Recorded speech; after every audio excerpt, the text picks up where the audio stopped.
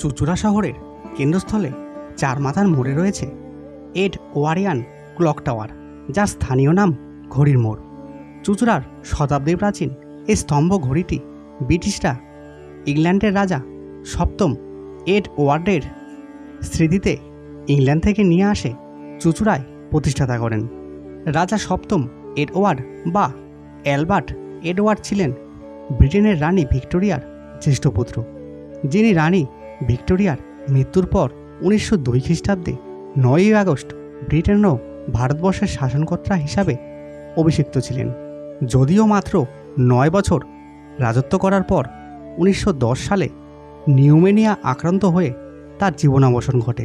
তারই স্মৃতিতে 1914 সালে এই সুসজ্জিত স্তম্ভ ঘড়িটি চুঁচুড়ায় চার্চের সামনের চার মাথার মোড়ে প্রতিষ্ঠিত করা হয়।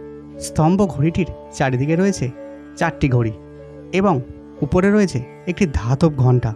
এছাড়া স্তম্ভটির গায়ে একটু নিচে উত্তরমুখে রয়েছে রাজা সপ্তম এডওয়ার্ডের আবরণের একটি ধাতব পার্শ্বমূর্তি এবং বাকি 3 দিকে রয়েছে 3টি কারুকার্য খচিত স্মৃতিফলক।